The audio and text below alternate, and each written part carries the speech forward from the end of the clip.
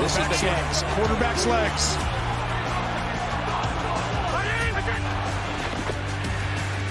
Fakes left, now taken off. Gonna run for it, he got it! And there he goes! Inside the 10, the 5. Oh, the play of the year in the NFL!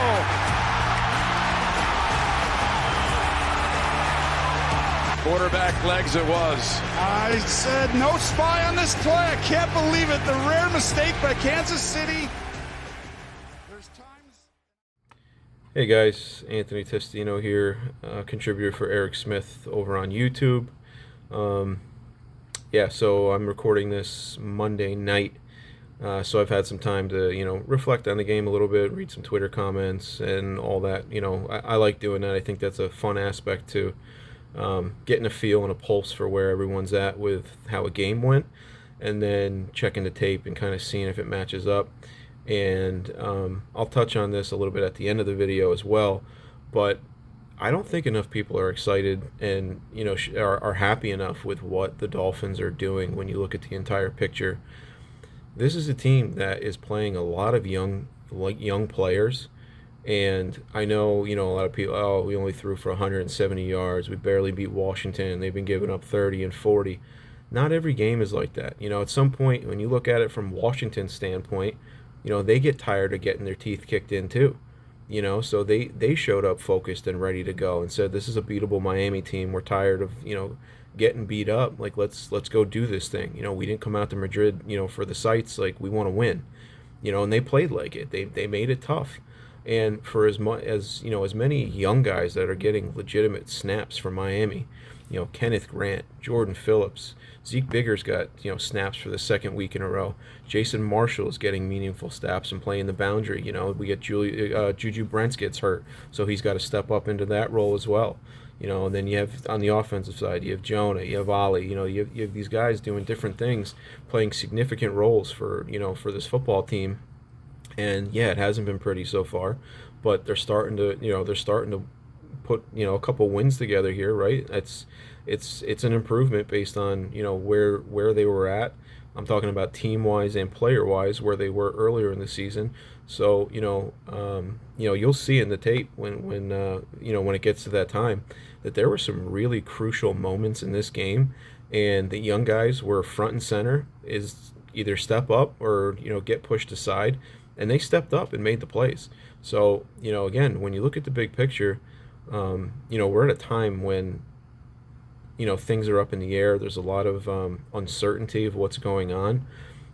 But again, when you look at like the foundational pieces, the guys that are getting drafted last year, this year, and then just, the guys that are going to be drafted in the next year, these are the guys that are really going to be a big part of the roster for the next 5+ years, based on contracts and re-signing and that stuff. You want to keep your homegrown talent.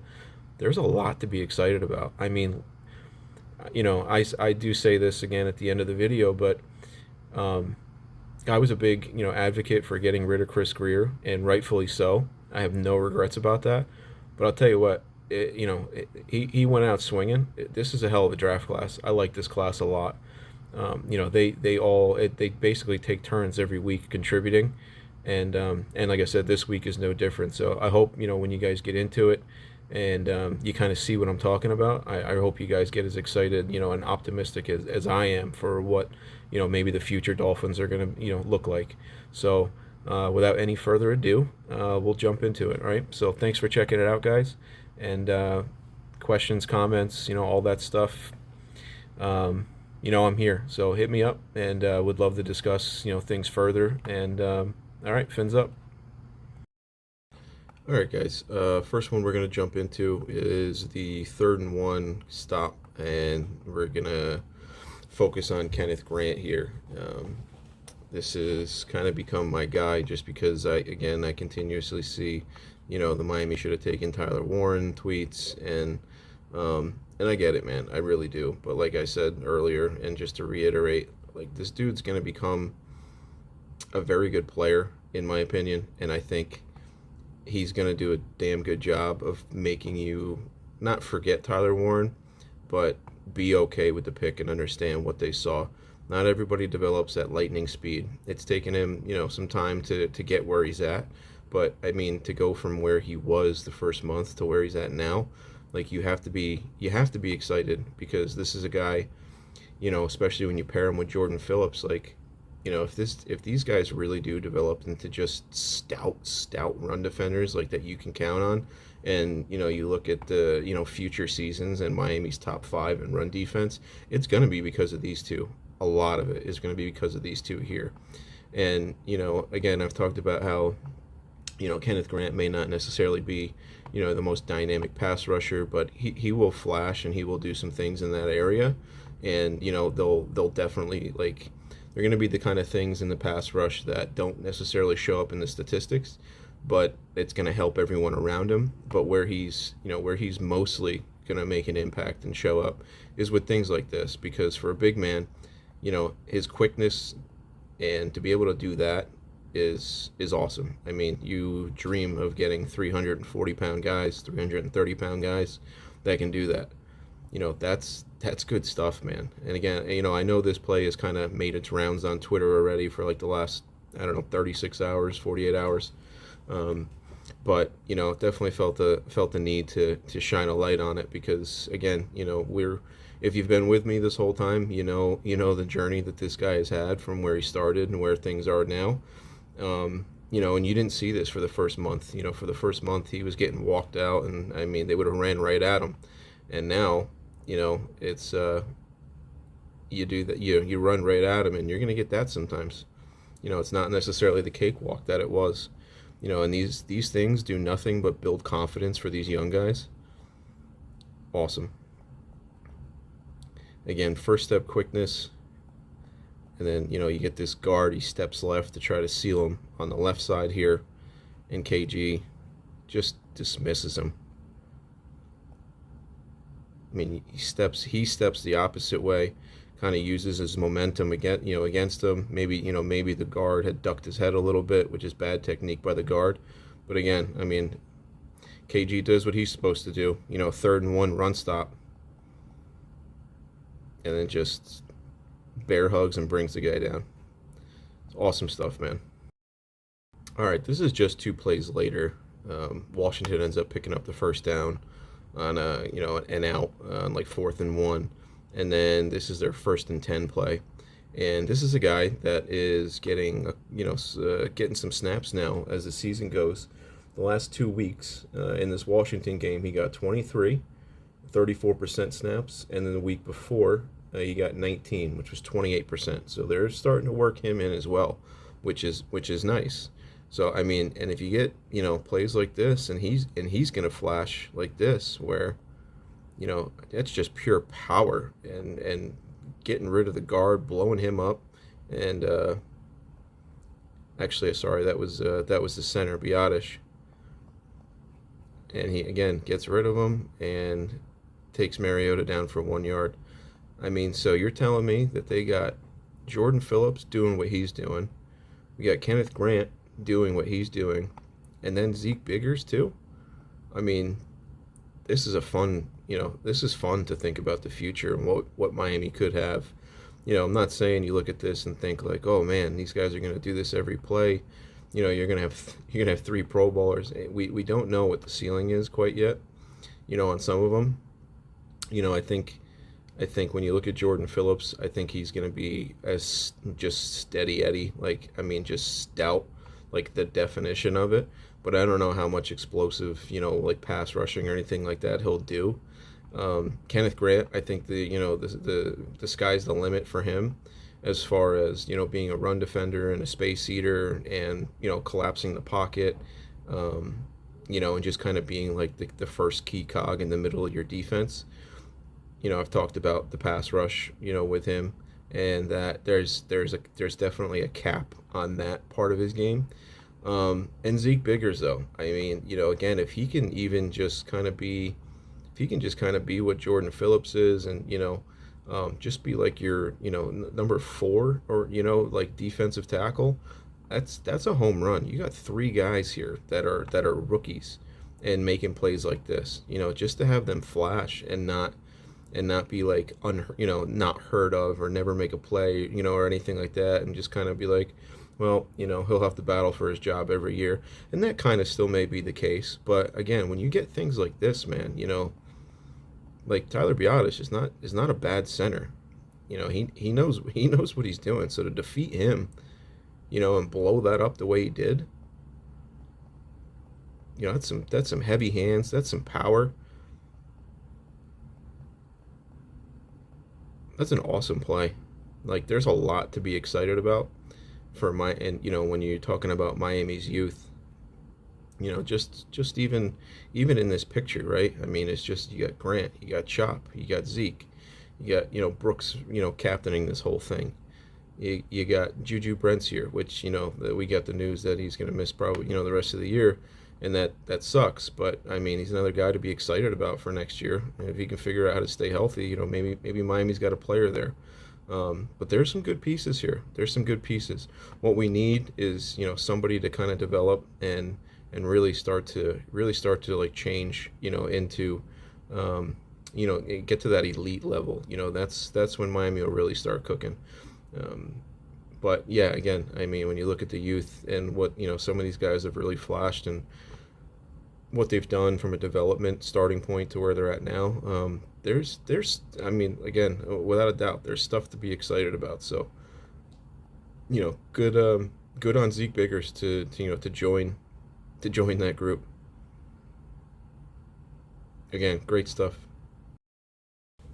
Okay, this is kind of a fun one, only because if you've been following the videos that I've been doing, you saw me mention this. I believe it was against the Baltimore game where I had kind of focused on Chop and him giving that like outside dead leg move and then cutting back inside and underneath the tackle and just being like too quick for these guys when they're in their kick slide. And look what happens here. There's Chop up here. We'll take a look at it from the other angle. My goodness, man. I said, I know a lot of people are, again, he's another one where it's like, if you're not getting the sacks and finishing, like, I totally get it. I do. That's the biggest thing for these guys, is completing the play. So we don't have plays like, the Justin Herbert play where, should be a sack, you have him in the grasp, guy shakes loose, and then he beats you, right? But these baby steps here, this is a guy who's going to start to get a lot more burn now that the window's opened up with Phillips leaving. He hasn't played 55% of the snaps all year long. He played 55% of snaps in this game. He had 37, with Judon getting 38 and Bradley Chubb getting 52.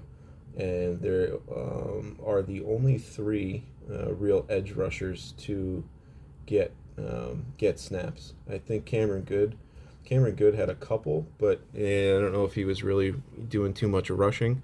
So again, Chop's going to get an uptick in pass rush opportunities, and again, another one that we really need to pay attention to and be excited for because of things like this. To me, I think you can make a pretty damn strong case that was intentional grounding and that should have been a safety. But again, like I said, I highlighted this play here where, he starts to work outside and upfield, sticks that foot in the ground, and then just boom. I mean, he's gone. The tackle has no chance. It's a hell of a play. Again, if he can develop some other moves, if he can develop a spin move, if he can develop his hands and start winning with his hands instead of just speed, this is a dude that's got all the potential in the world, because that speed's going to be around for a little bit. Eventually everybody gets old, and that's why he'll have to depend on other moves in his hands and his IQ. But for the time being, he could be a real problem for the next half decade, plus if he can figure out the rest of the game and then become a full-time player and start setting the edge. But again, for the time being, if this is the only thing he can do, for another season or whatnot, I mean, it would be probably a little disappointing. But at the same time, like, looking at it in a positive light, I mean, if he can do what he just did there and do that more, sign me up. Miami's just got to do a better job of getting in third and long and letting him pin his ears back and go.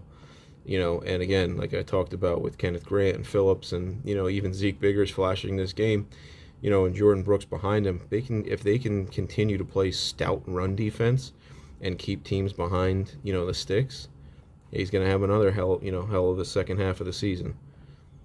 So I'll watch it one more time. It's so fun to watch, it's so fast. So again, when you look at the youth, man, I know I keep repeating it, but like, you have to be excited with what you're seeing and what you're getting. So we just need those guys, to play enough, develop, and then take the next step, start finishing plays, and step up into that elite territory, and not just be happy and excited about potential. Let's at some point, it's got to take the jump up to the next level, and hopefully we'll see that with Chop sooner than later. So here we go. I feel like it's actually been a little bit since we've focused on this guy, and just want to say welcome back, because this was a hell of a play. And we're gonna get Jason Marshall here playing the boundary. Slides in here with the motion, right? So he's a tighter split, but he's still technically the boundary.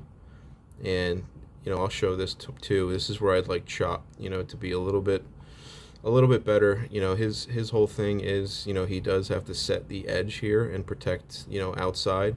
But if he can see this and see how this run is beginning, I'd like to see him get his hands extended and really control this guy, and then be able to shed and then fill this hole when needed. That's when he'll become, a real, every down big time player. But we're not quite there yet. Not saying he's not capable of flashing it here and there, but it's not quite, a strength for him right now. But we'll go and focus on Jason Marshall on this play. And this would have been a big run. This would have hit for a lot. And he rides the receiver in here, whose responsibility is to come get the safety coming down into the box. He recognizes it, sees the run, comes off of it, plays the outside leg, which is good because he forces the running back to cut it back up into where he would, Jason Marshall would be expecting some help. And he ends up making the play on his own by taking the leg out. I mean, that's excellent technique for that situation. Again, if he becomes a deer in headlights in the hole and he gets shook, or he shoots at the inside leg and this guy, makes a miss. And Krosky Merritt, is not a bad player. Like he's flashed, quite a bit this year. And I know some people that liked him before the season even started and thought he was going to get a real opportunity, and he has, and he's done some good things. So again, I mean, and realistically, any running back, in the NFL, when you get into one-on-one, is not an easy tackle. So again, great technique from Marsh, and makes a big-time play because again, there's a chance that this goes all the way just because of where the safety is coming from. And if, Brooks doesn't shake off of this here and snag him, and he has the ability, like I said, to get outside of Marshall, that's going to end up being a real problem for the defense. Right? Again, so if Marshall were to stop and then shoot the inside leg here, and he makes a miss and gets outside and just, turns it up and heads for sideline, again, like that's gonna be 30 at least. But Marshall does a damn good job. Comes up, shows some physicality. Again, another guy, man. Miami is very young across the board. So when everyone, is getting pissed that, it's Washington and this and that, like, be happy about these types of things. It's not worth getting upset over. They found a way to win. Yeah, it was ugly, but that's the NFL, man. Like, you're not going to blow every team out. Since when did that become the expectation every week? Go look around the league. I'm doing this on Monday night and just watched Philly and Detroit, and yes, it's a different level, of team. They're in the elite category, but that game was ugly to watch too. It was 16-9. Again, not every game is going to be a barn burner. It's going to, you're going to score 30 and shut the other team out. Like, you have to figure out ways to win these games. And earlier in the year, Miami was figuring out ways to lose them. So again, like, enjoy the progress, understand, like, the youth that's on the field right now for these guys. They're all slowly figuring this thing out together. You know, the future, Dolphins. Again, it's exciting. Like it truly is. You have Jason Marshall, Chop Robinson, Kenneth Grant, Jordan Phillips, Jordan Brooks leading the group. Juju Brents. I mean, that's all on one side of the ball, and every one of them has flashed, and every one of them has gotten better. So, again, you see things like this, like look at the positive. Don't continuously focus on the negative.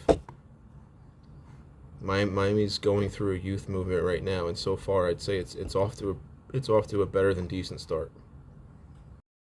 This is definitely the trend of the day, it seems like, because look at this here. So this is first down and goal from the 5-yard line, and I'm going to play all three of the run plays in a row because I think it's extremely exciting when you look at it from this perspective.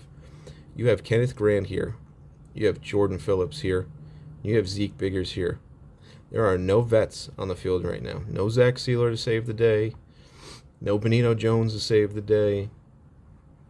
You got the three rooks. Boom, boom, and boom.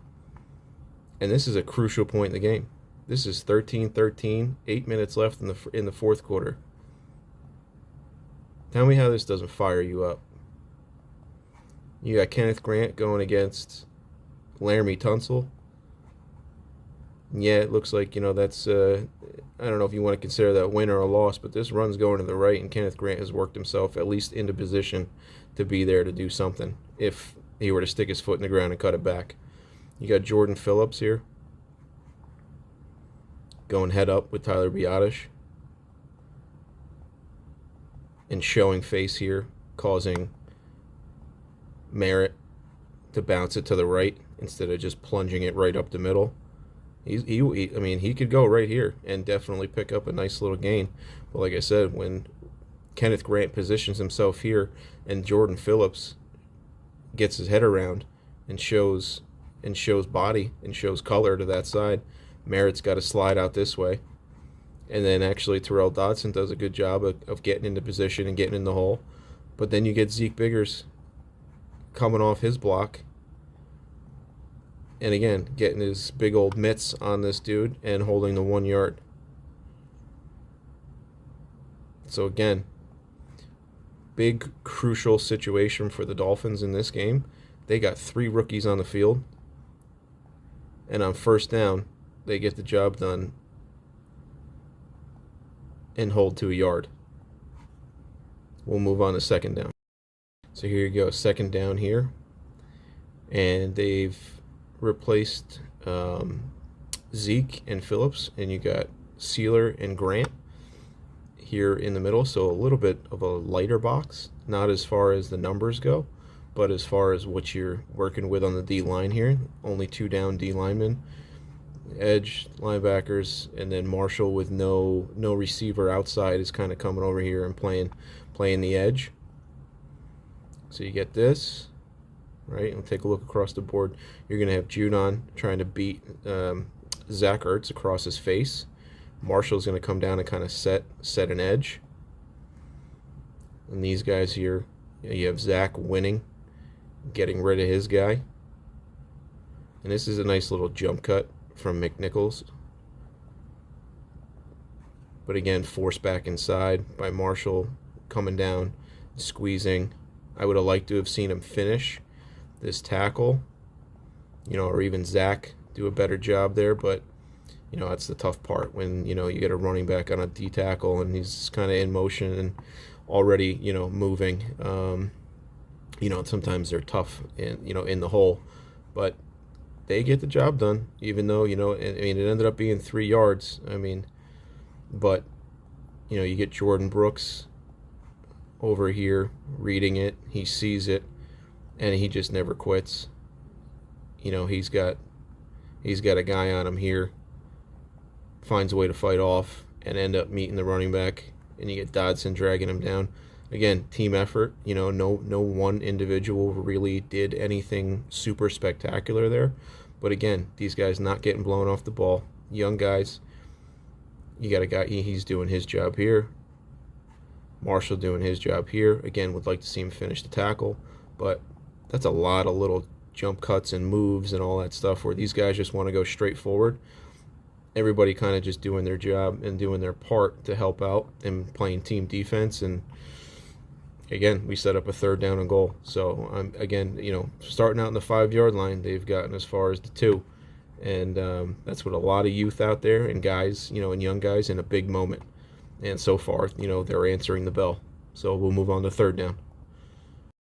3rd down, Washington brings in jumbo package, goal line formation, right? You get your 5 offensive linemen here, single back. You get the extra tackle, or, the extra offensive lineman here, you're extra eligible. 2 tight ends. Sealer, Bonito, Phillips, Grant. 2 linebackers behind him, Chubb and Junon off the edge. And here, it looks like everybody's stepping down to the right. Look here, Bonito. This is a great play by Bonito. I mean, him just driving and working back Tunsil is important. When you can drive offensive linemen backwards, like he doesn't win, he ends up on the ground. But at the same time, running backs don't necessarily want to run through that. That's, he's going to step on something that's not clear footing. He's going to look elsewhere. So this has kind of been just, killed. He ain't running here, right? So you've kind of eliminated some lanes and some holes that he was necessarily looking for. And, you end up in this position here. And again, look who, comes up, makes the tackle. It's Jordan Brooks, and I got to give Dotson his credit here too. He was part of 2 plays there, protecting the goal line. And I thought Ashton Davis actually did a good job. He didn't make very many plays, but I did see a lot of this where he was playing very aggressive and just not being afraid to stick his nose in there and really throw his body at some ball carriers. Again, I would have liked to have seen him maybe make a tackle or 2 and not just hit them and slow them down, even though in certain situations that can be helpful too. But, I tip my cap to him a little bit because, again, he's been very hit and miss as far as contributions versus, some liabilities. But, again, I thought this game, this was not the first time I saw him do that. I mean, he's definitely part of that tackle. Even if Brooks and Dotson had that handled, again, everybody doing their part. This is a big stop for Miami. I mean, we all know how the game turned out. And for Washington, they ran the ball with some success. The Mariota carry definitely skewed, their yards per carry average and the final numbers. But they did a pretty good job of running the football. There was enough of those 6 yards, 8 yards, 12-yard carries that, it wasn't a perfect day in run defense for Miami. Again, this is a team that was just in, the NFC Championship game last year. And no, they're not the same, but with that said, they are still quality. Laramie Tunsil, Tyler Bottish, I think Charles Leno's in there maybe. Now it's Sam Cosmi and Josh Connerly Jr. I mean, and Chris Paul. That's not a terrible offensive line. And Washington's done a decent job of running the football this year. So again, for the situation to be what it was, I thought Miami stepped up and they got the job done. That's the bottom line, right? Is the results. And the young guys stepped up, and your normal characters stepped up.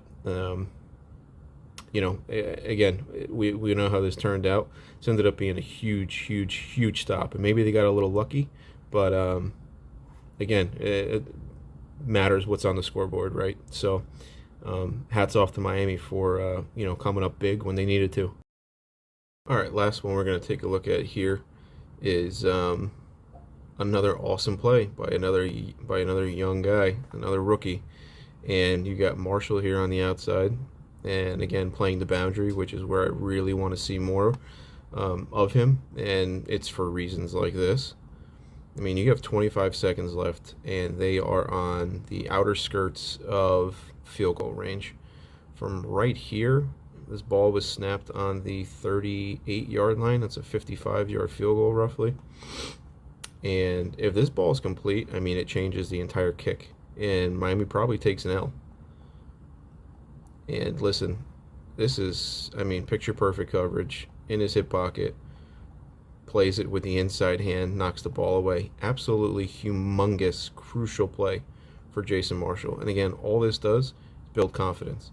Now, listen, this is Robbie Chosen. We had Robbie Chosen in Miami, and I'm not going to sit here and tell you, this is the craftiest and, nicest route runner with some sweet feet or anything like that. He's a take the top off the defense kind of guy. The bottom line is this is a crucial moment against somebody that's been in the NFL for, 7, 8 years plus. I mean, this moment is not too big for Robbie Anderson. He's been here. He's done this. And with his speed, being a young guy in this situation, you don't want to be the guy that gives up the big play. It's really easy to think that Robbie is selling this deep ball, turn and run, and then try to, look back and find the ball. And then that's when Robbie throws, the stop on and sits down, easy completion, steps out of bounds. And then all of a sudden Washington's kicking a field goal a play later. I mean, that's exactly what Washington's trying to do here. Pick on the young guy in a big moment. And again, Marshall, ready for it, plays picture perfect coverage. I mean, it's beautiful. Again, I mean, this is a dude, that got thrust into some weird situations for a rookie early on out of necessity, and, ended up getting hurt, had a chance to kind of reset the batteries, take a look at everything, and then come back, and you get this here. I mean, this probably means the world to him, for one. And then two, as you look at this team and going forward, again, there's a ton to be excited about. And I don't know who's going to develop into, an every down starter or a 10-year vet, who's going to make Pro Bowls, who's going to be an All-Pro. I don't know if any of these guys, for all we know, they could all be role players. But the bottom line is again, when you start counting them up and looking at what they have to work with for the future, plays like this is the stuff that you remember going into next year and say, hey, maybe these, maybe this guy makes the jump. Maybe that guy's ready to take the next step and really be somebody on this team. And again, for the kind of season that he's had, for him to make that play in that moment, that's awesome stuff, man. So, yeah, I mean, again, when you look at the game itself, yeah, it was, it wasn't exactly pretty, kind of frustrating at times. I'll say, I always kind of report back like what the feedback and what I see on Twitter, because I think getting a feel and like a pulse for where everyone is at and what everybody's thinking after a game for a day before I jump into the film it's an interesting like aspect to doing this whole thing. And for me, I really feel like a lot of people are not seeing what I'm seeing, or seeing what some of the people that really get into the tape, and or maybe it's just maybe I have too much optimism. I don't know. But again, like when you look at this team, there's a lot of young guys playing right now that are all figuring it out. I mean, these guys have to learn how to win. They have to learn how to be professionals. They have to learn how to watch tape. Like, they're doing a lot of these things for the first, second, third time.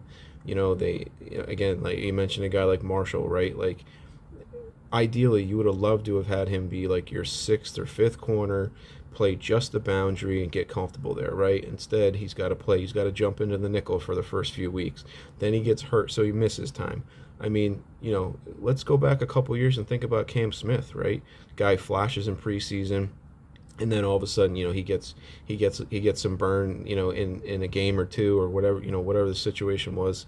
At this point, I can't even remember because it's been so forgettable, right? But then all of a sudden we hear, oh, he's got no confidence. He got beat on an out and up, and since then he hasn't been the same. Then he's hurt every month, it seems like, and then he's out, and he comes back, then he's out again, right? So like, for all the times and all the frustration with guys like that, well, do the opposite and treat Jason Marshall with the same energy, but on the other end. This dude right now, I mean, is balling. And, if he's a guy and, if he's an answer somewhere on this defense, Miami got themselves a starting level player in the 5th round. And then again, with the D line, like those young guys stepping up near the goal line, like Think about all the plays that were made at the end of this game to keep Washington out of the end zone and keep them out of field goal range. Like, most of it was made by young guys. Again, if you can't be excited for that going forward, I mean, yeah, there's still some pieces away. They need some elite talent. They have their issues, absolutely. But we're at a point right now where we're trying to find the building blocks of this new Dolphins era, and a lot of these dudes look like they could be part of it. So, I was a little nervous. I haven't totally jumped back on the bandwagon as far as like the season and winning and playoffs and all that. I'll kind of get there if they keep winning games, and if they get to 7-7, and then it starts to get real for me. But until then, I'm kind of tempering my expectations. But I come away encouraged every week now, with the play of the young guys, and I'm talking about all of them. They all flash, for as much as Chris Greer, and I was a very loud voice when it came to getting rid of him, because I definitely think he was a major problem. But I'll give the guy credit for this draft class, because right now it looks like a home run, right? Again, we don't know what this where these guys are going to end up from a career standpoint, or how good they're going to be ceiling wise quite yet. But I mean, I don't know if I've ever seen a rookie draft class with so many guys flash. You've gotten it from Kenneth Grant. You've gotten it from Jordan Phillips. You've gotten it from Zeke Biggers. You've gotten it from Jason Marshall. You've gotten it from Dante Trader. Quinn Ewers is, from the little that we've seen, we haven't really seen it on Sundays, but sounds like, he's a decent third string young prospect kind of, it's from what we heard, the reports were, he was ahead of where he should have been as a rookie. That's a good thing, I don't know if I'm leaving anybody out. And Ollie Gordon. So, I mean, when you look at the entire draft class, I mean, again, be excited, man. Find the optimism in this team. I know we need change. I know, again, we have our problems, but I think when you really actually take a look at the Dolphins, don't listen to the outside media and the big talking heads, because they don't pay attention to this team quite like we do. I think there's a lot to be excited for. And I think if Miami can find some stability and get going here and change the attitude and culture, I don't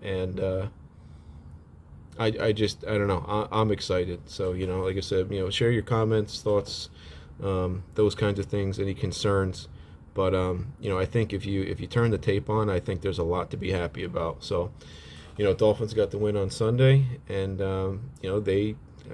their season still has a pulse, and the young guys continue to, make an impact and improve, and are learning how to win. So a lot of good things happened on Sunday, despite, what you may think about a 16-13 win against a Marcus Mariota-led Washington team. I'll take it, and I'll be happy about it. So, all right, guys, thanks for checking it out. Catch you guys later. Hopefully talk soon. Fins up. Thank you. Chase, and back over to Achane again. I believe he's got a first down. Make up for a lot of mistakes. First and 10 after an 11-yard pass play to Achane.